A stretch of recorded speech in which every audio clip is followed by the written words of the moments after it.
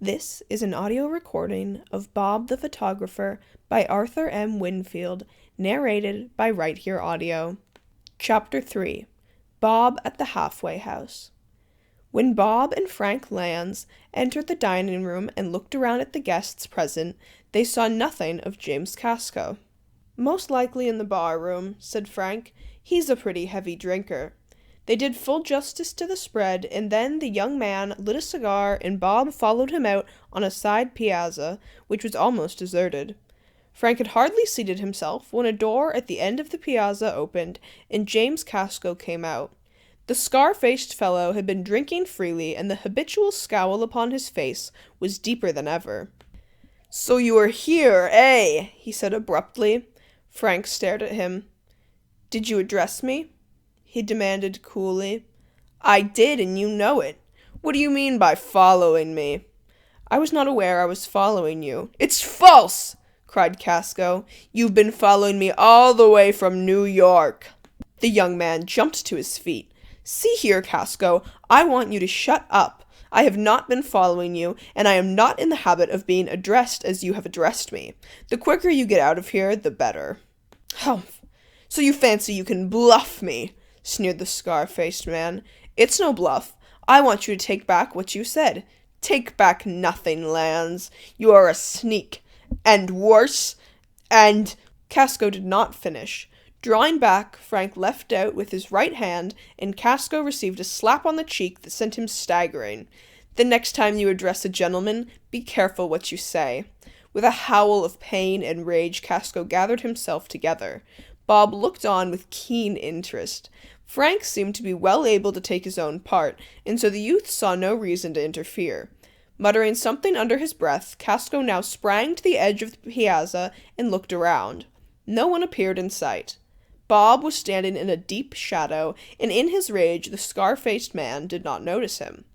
Suddenly, Casco put his hand into his pocket and drew forth a short club. It made Bob start. "I'll see how you like it, that Lands!" cried Casco. "Here you are!" Jumping forward, Casco attempted to hit Frank Lands on the head, but before the club could descend, Bob rushed forward and hauled Casco back. "Better call the landlord," he said to Frank. "This man ought to be arrested." "Never!" muttered Casco. "Let me go or I will strike you." Casco began to struggle, and Frank Lands jumped in to help Bob. They had just succeeded in disarming the scar-faced man when Casco uttered a peculiar whistle. "What does that mean?" queried Bob. "I don't know," muttered his companion. "Get up," he said to the prisoner. Casco had hardly arisen when two men rushed around the corner of the hotel. Each wore a slouch hat, and in the darkness nothing could be seen of their faces. "Help me!" cried Casco. "We must get away from here." "But the plan—" "Jim, that—" began one of the men. "It's all up," muttered Casco. "Quick, help me." Both of the new arrivals at once fell upon Bob and Frank. The youth and the young man fought well, but they could not overcome the other three. And by the time the landlord and a number of his guests arrived, the two had Casco free. And then the three assailants made off in the darkness, Casco carrying his short club with him. "What's the trouble?" demanded Fit, the keeper of the roadhouse. Frank and Bob related their stories. All crowded around and listened with deep interest. "I thought that chap was up to no good," said Fit. "I took him to be a gambler." "He does play cards," said Frank. "Do you know those other men?" Fit shook his head. "The three of them landed here this afternoon," he said. "They hired a front room, but brought no baggage. I told them they would have to pay in advance, and this Casco pulled out a fat roll of bills and settled on the spot. The roll of bills and his general way made me suspicious of him." "I wonder where he got the money," mused the young man.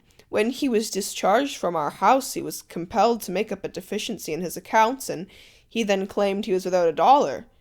Maybe he didn't give it all back, or else stole some since," ventured Bob. "He looks thoroughly bad." "You may be right." "Shall we go after the rascals?" asked Fit. "All three ought to be in the lockup." "I don't know which way they went," returned Frank. "Do you, Bob?" "I thought they cut around the back.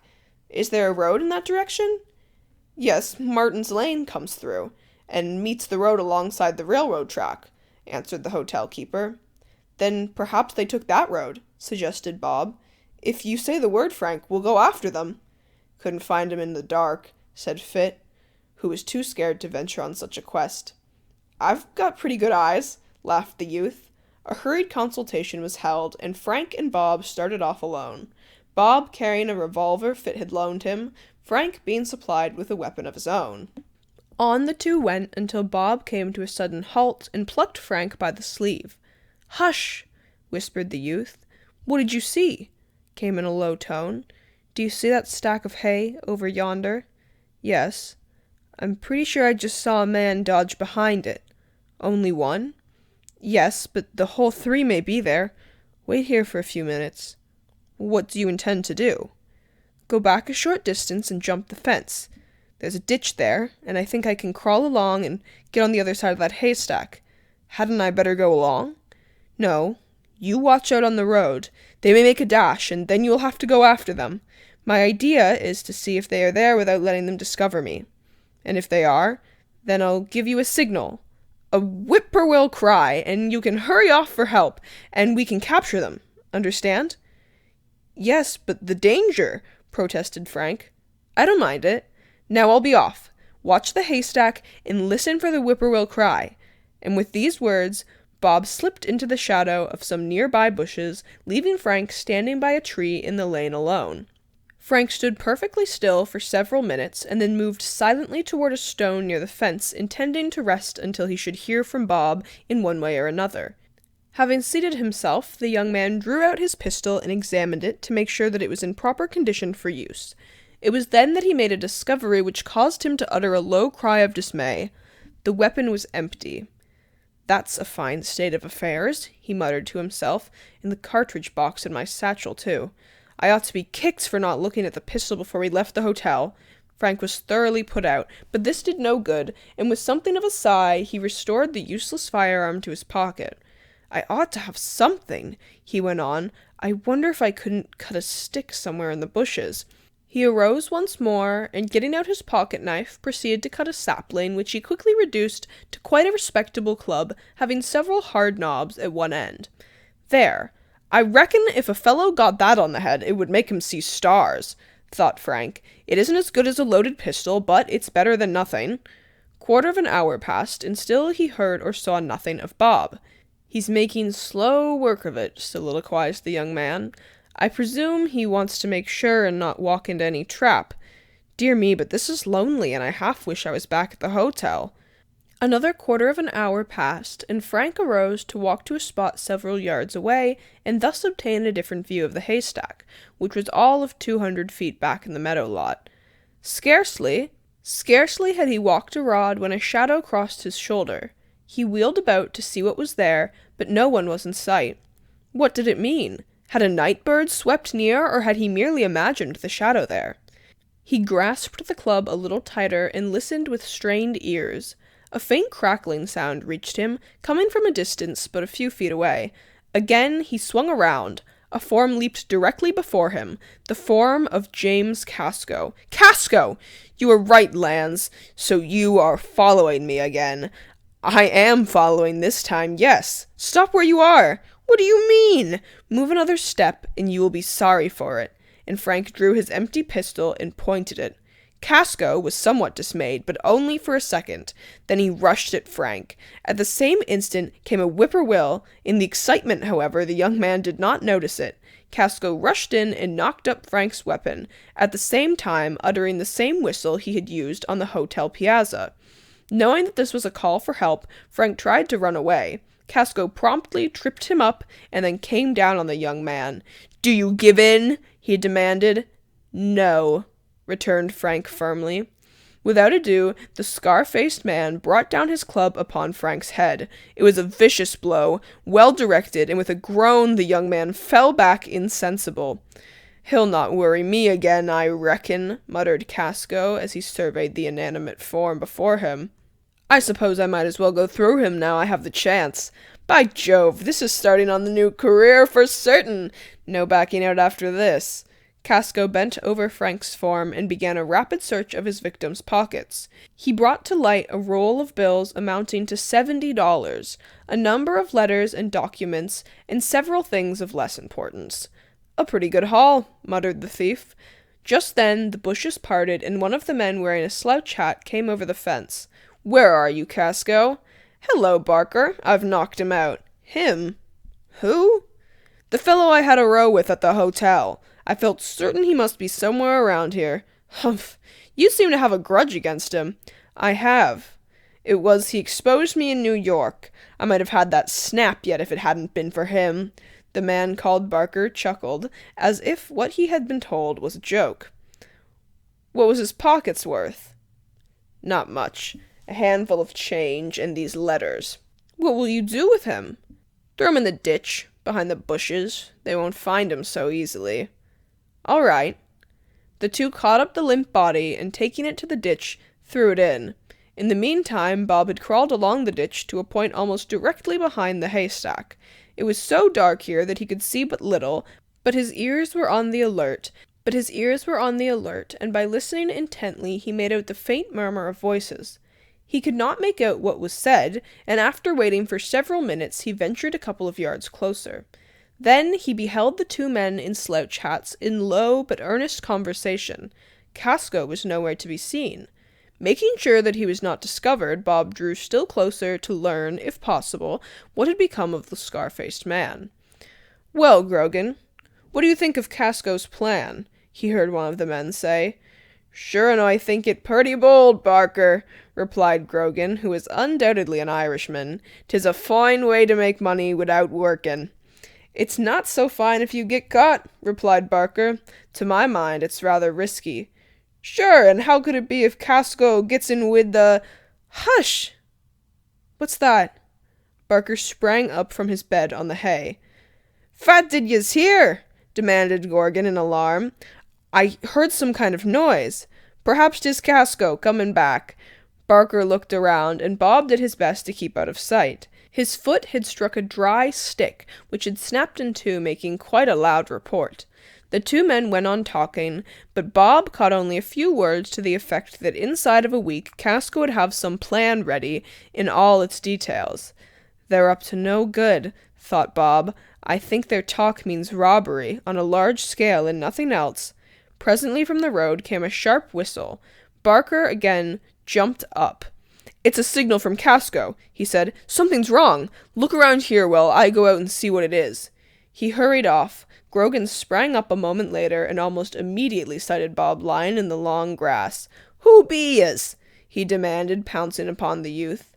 Bob at once gave his whippoorwill sign to warn Frank. "Stand where you are, you rascal," he said to Grogan.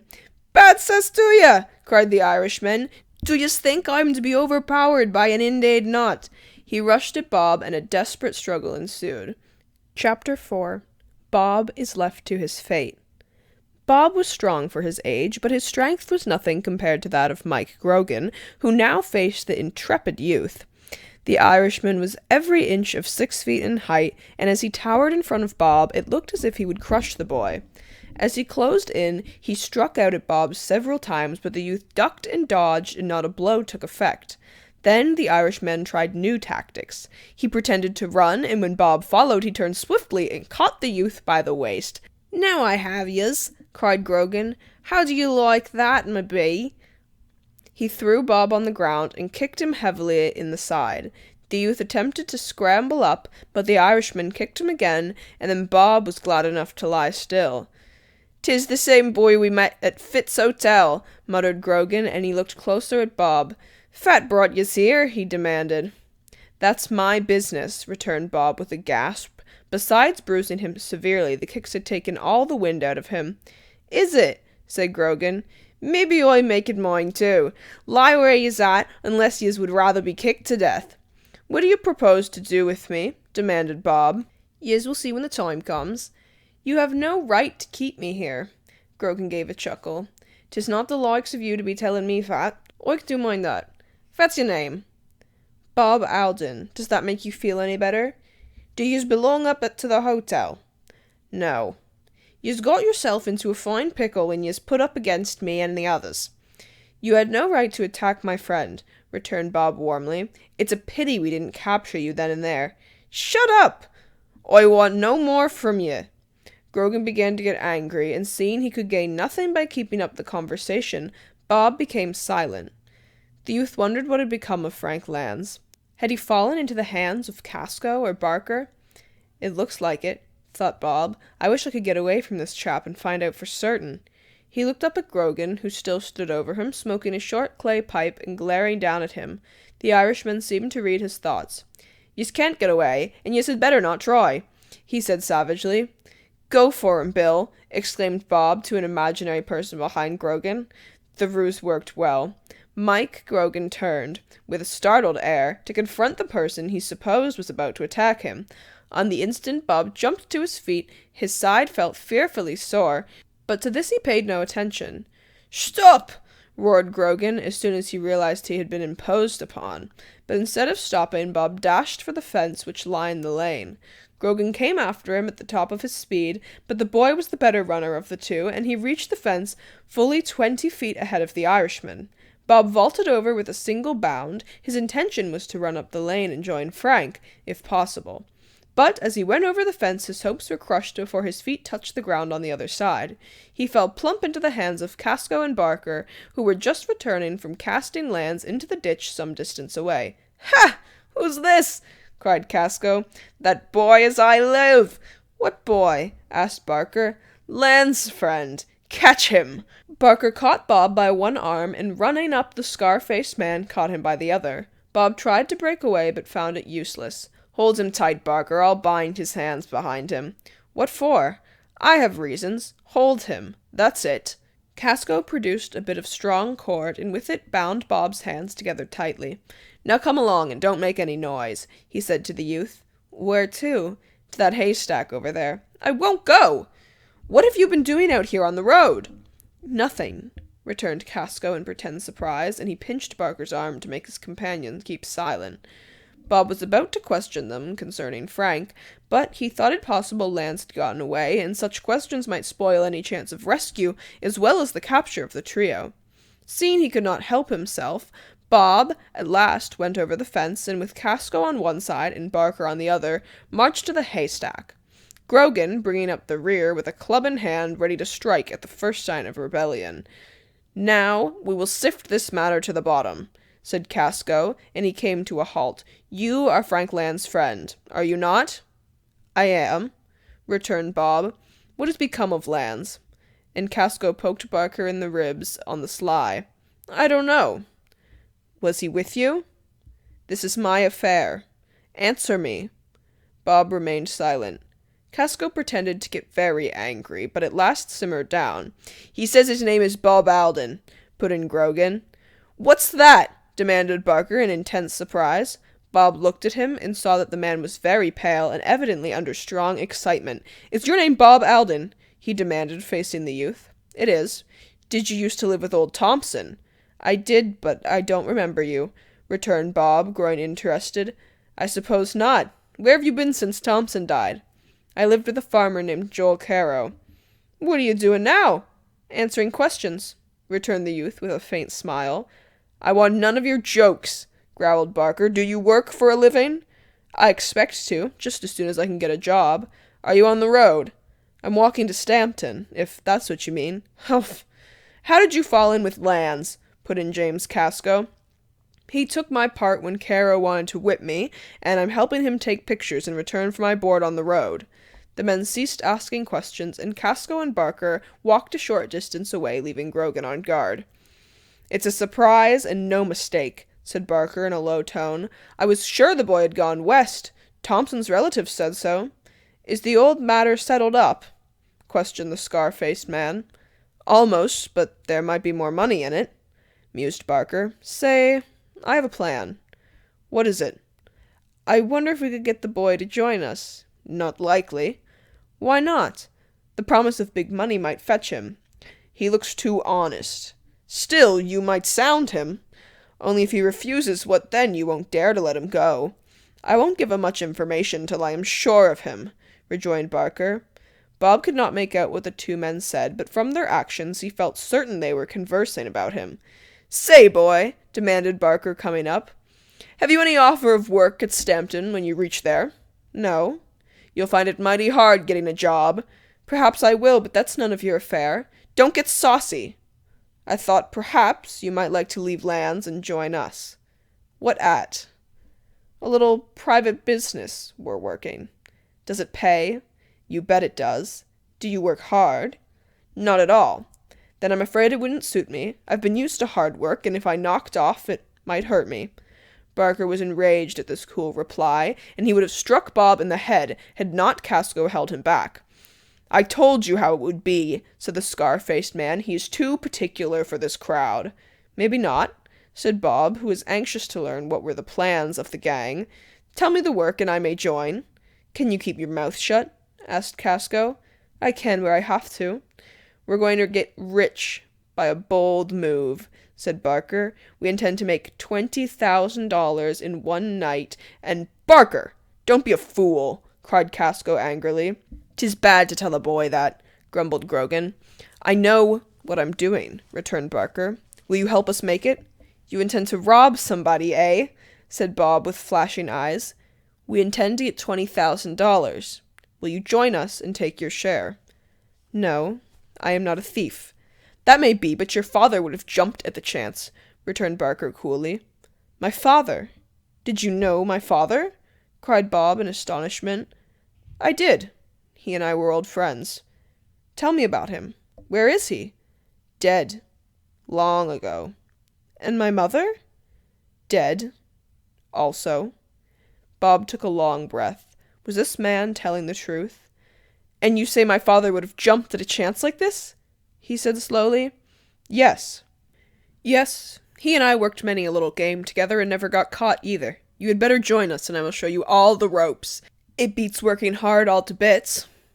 "You are an infernal scamp," burst out Bob. "Tell me my father was a thief. If I were loose, I would pulverize you. If you knew my father at all, it must have been at some time when he found you out and exposed you."